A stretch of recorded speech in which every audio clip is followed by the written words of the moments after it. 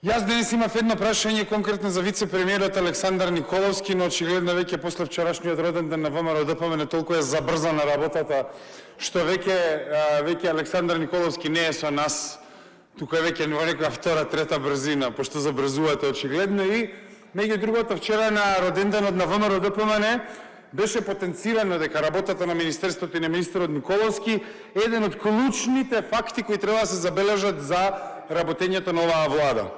Па така беа наведени дека постои инфраструктурен бум на теренот, дека се прават автопатишта, дека сега ќе градите болницата во Скопје, меѓу другото градски воз ќе ставате во функција во Скопје, и тоа се звучи така фантастично и некако страф ми е да лезам во полемика со вас, бидејќи секое поле ви е силно, ама мислам дека најдобро поле каде што не сте силни, а тоа е домување. Ајде да зборуваме за домување, што е под ваши ингеренции.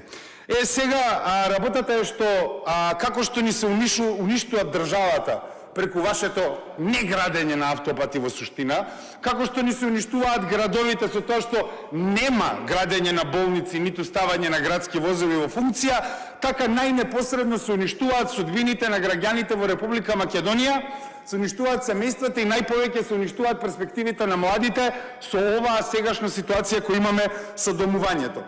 Во суштина, треба една единствена работа да разбереме. Кога домот станува инвестициско средство, а не место за живење и предуслов за достоинствен живот, тогаш имаме горечки проблем во општеството кој треба да го дискутираме.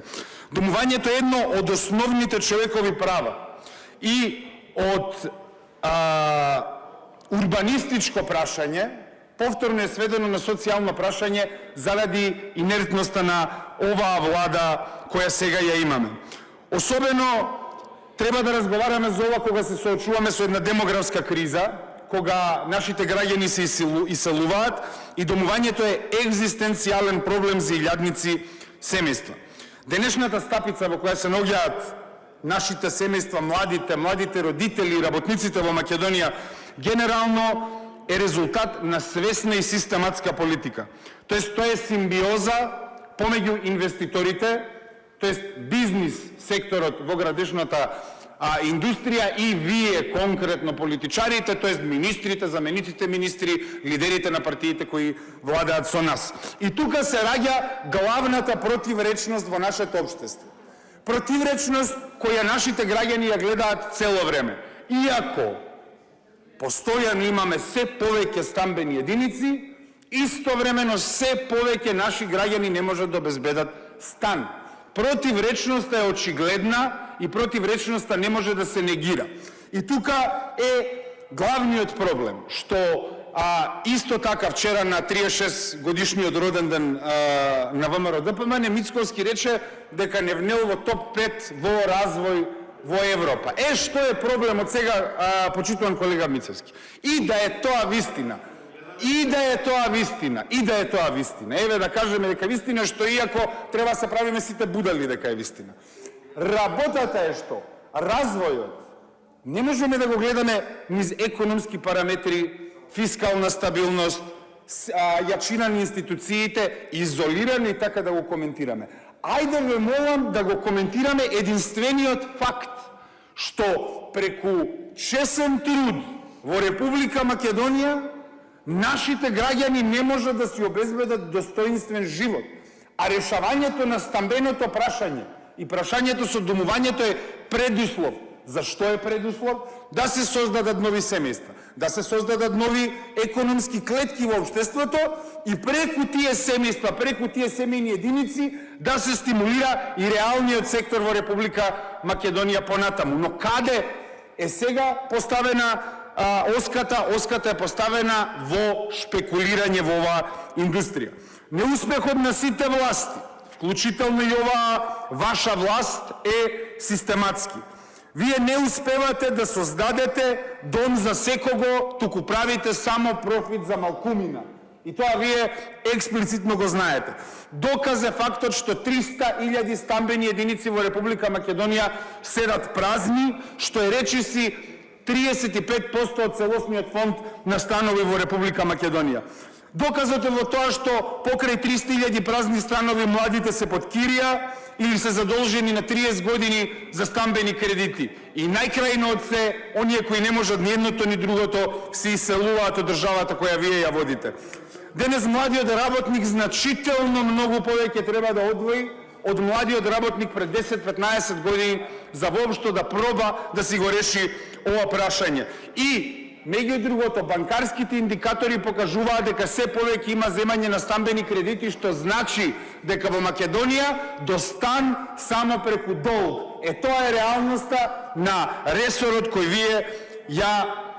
вие го водите. Пристапот до домот во Македонија е врзан до долг. Еве ви европски вредности, драги граѓани. Кај нас нема ништо меѓу другото, иако во Европа има регулација, кога веќе ја спомнуваме. Во Словенија има регулација, во Холандија има регулација, во Австрија има регулација, во Германија има регулација, најразлични видови регулација, од социјално домување, преку регулација на кири, се што.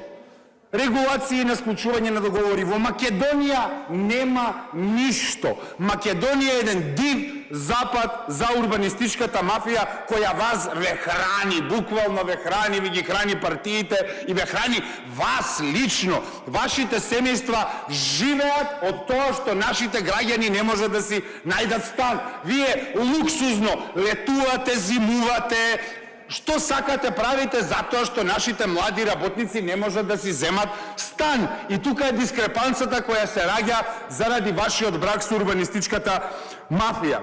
Дури, што е најпроблематичното во Република Македонија, сакам да се задржиме на ова. Ајде да кажеме во Македонија некако си успеал да дојдеш до стамбен кредит. На 30 години си се задолжил, си земал кредити за учество, значи спремен си да учествуваш во една должничка драма 30 години од твојот живот. И во Македонија тоа не е доволно. Не. Во Македонија имаме феномен каде што граѓаните кои ги купуваат становите во изградба немаат никаква заштитеност. Па вие денеска имате граѓани кои чекаат по 2-5 години да се вселат во становите за кои веќе плаќаат стамбени кредити.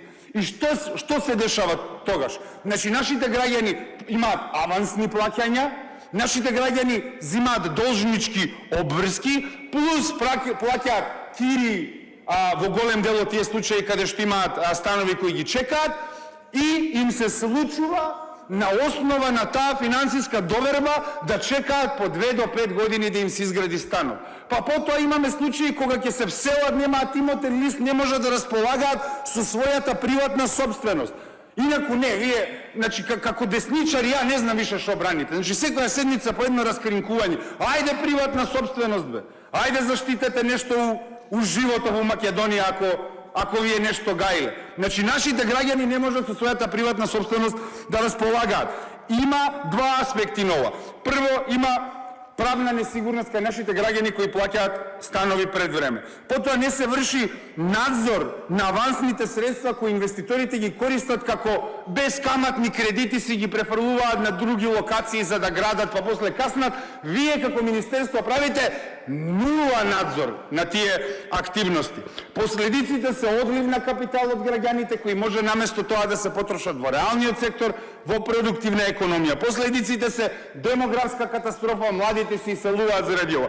Последиците се класна поларизација, ви имате луѓе кои имаат стотици станови и луѓе кои не можат да си го решат овој проблем. Дали вие водите било каква евиденција за предвремените, за становите кои се купуваат пред време? Број на случаи кога тие каснат и е прекршен рокот. Имате ли механизам за заштита на граѓаните кои платиле авансно и какви казнени мерки презимате? Какви закони за регулација на роковите и надзор спремате за ова прашање? Има ли владата анализа за влијанието на шпекулативното купување на станови врз цената на становите? Има многу работи кои можеме да ги направиме. Можеме да прекинеме со лагата дека пазарот сам ќе спаси. Можеме да воведеме итна законодавна интервенција врз купување на становите пред време, ограничување на кири. Можеме да интервенираме во стамбените кредити, да се намали каматната стапка, да се воведат кредитни олеснувања. Значи има многу работи кои може да се направат и сега е време тие да се направат. Моето прашање е, затоа што 2 години потрошивте за ништо,